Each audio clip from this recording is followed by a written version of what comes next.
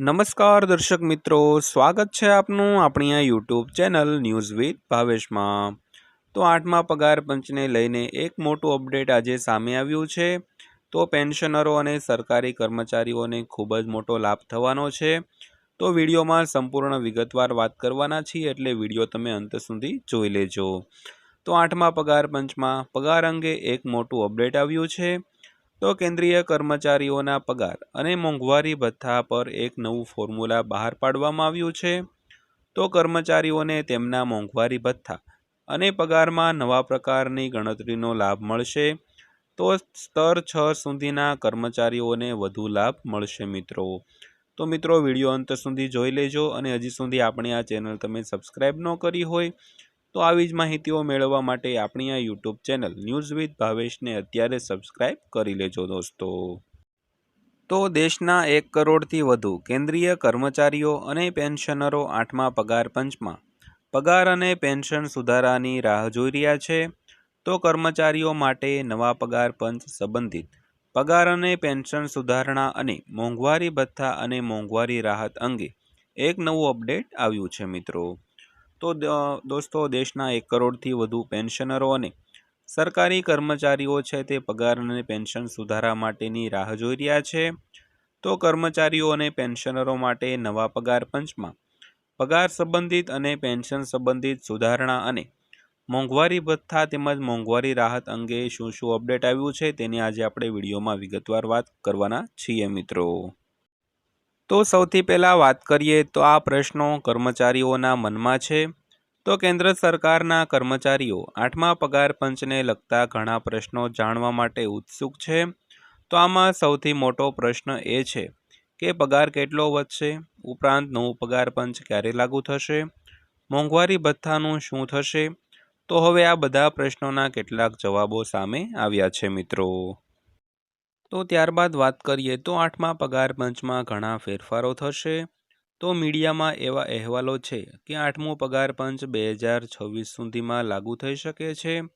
તો 8મા પગાર પંચ લેવલ 1 થી લેવલ 6 સુધીના કર્મચારીઓ માટે લોટરી સાબિત થઈ શકે છે।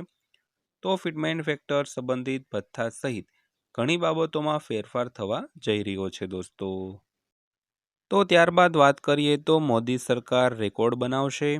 અત્યાર સુધી એવું કહેવામાં આવી રહ્યું હતું કે 8મા પગાર પંચ 2027માં લાગુ કરવામાં આવશે, પરંતુ તાજેતરના અહેવાલો અનુસાર મોદી સરકાર 8મા પગાર પંચ અંગે એક રેકોર્ડ બનાવી શકે છે।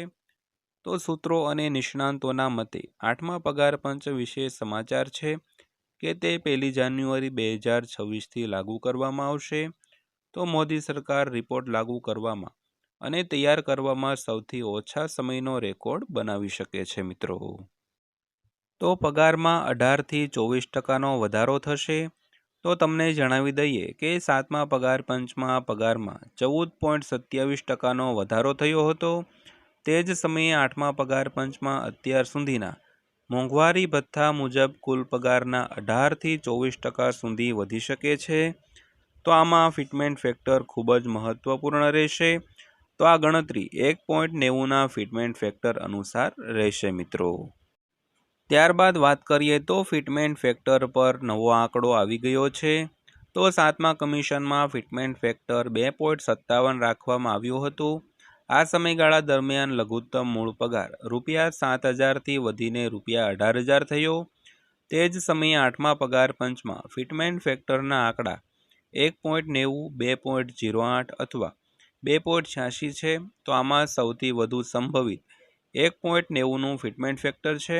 આનાથી મૂળ પગારમાં 90%નો વધારો થશે। જો ફિટમેન્ટ ફેક્ટર 1.90 રહે તો લઘુત્તમ મૂળભૂત પગાર ₹18,000થી વધીને ₹34,200 થઈ જશે મિત્રો। ત્યારબાદ જોઈએ તો આ ભથ્થામાં પણ વધારો થશે। તો 8મા પગાર પંચમાં ફક્ત મૂળ પગાર જ નહીં, મોંઘવારી ભથ્થું એટલે કે ડીએ, પરિવહન ભથ્થું એટલે કે ટીએ અને એચઆરએ ભથ્થું એટલે કે એચઆરએમાં પણ મહત્વપૂર્ણ પરિબળો છે। તો ઘણા શહેરોમાં જોરદાર ઉછાળો અપેક્ષિત છે।